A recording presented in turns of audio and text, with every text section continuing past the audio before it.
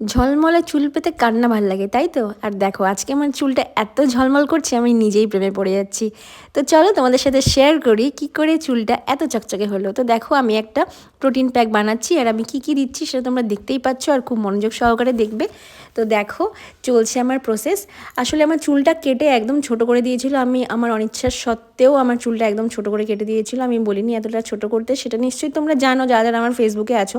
তো তাই আমি চুলটাকে একটু হেলদি করতে আর তাড়াতাড়ি বড় করতে আমি আজকে লাগাবো হেনা। আর কি দিচ্ছি সেটা তো তোমরা দেখতেই পাচ্ছ। তো চলো আমি প্রোটিন প্যাকটা সুন্দর করে বানাই, আর এটাকে আমি সারা রাতের জন্য ভিজিয়ে রাখবো।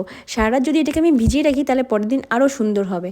তো আমি এই যে আমার প্যাক রেডি, মোটামুটি আরও দুটো জিনিস এর মধ্যে অ্যাড করব, লেবু আর ডিম। আর বাকি কী জিনিস দিয়েছি সেটা জানতে হলে তোমরা আমাকে অবশ্যই কমেন্ট করবে, আমি নিশ্চয়ই এটা নিয়ে একটা ভিডিও বানিয়ে দেবো।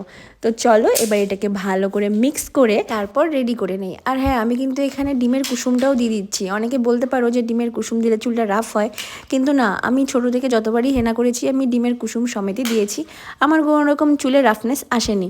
তো অনেকেই অনেক কিছু ভাবতে পারে যে চুল রাফ হবে, যাই না। তো দেখো এখানে আমার চুলটা এই যে এখন এতটুকু লেন্থ, যাই হোক একটু বেড়েছে, তার জন্য আমার একটু মনটা খুশি। আর সেরকম ডিমের একটা গন্ধও করছে না, যেহেতু আমি এখনই ডিমটা দিলাম। যদি ওভারনাইট রাখতাম ডিমটা তাহলে একটু বেশি গন্ধ হতো। তো যাই হোক আমি সুন্দর করে চুলে লাগিয়ে নেব, আর এই পুরো হেনাটাই আমার চুলে লাগাবো, কেননা ভালো মতো চুলের গোড়ায় গোড়ায় না পৌঁছালে চুলটা ভালো মতো করে প্রোটিন পাবে না।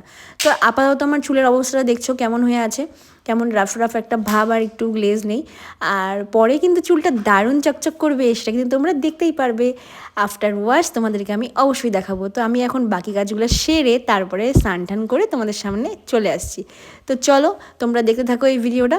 এই দেখো আমার চুল এখন কেমন লাগছে। আমি স্নান করে রোদে এসেছি চুল শুকানোর জন্য, আর চুল শুকানোর পর এই দেখো আমার চুলের লুক বেশ সুন্দর। আমার তো খুবই ভালো লাগছে নিজের চুলটাকে দেখেই, এত সুন্দর। আর কালারটা দেখছো কি সুন্দর আসছে, মানে হেনার যে কালারটা হয় সেটা তোমরা কমফোর্টেবলভাবে সব জায়গায় ক্যারি করতে পারবে, কেননা এটা কোনো উগ্র ভাব থাকে না, খুবই সুন্দর একটা কালার আসে।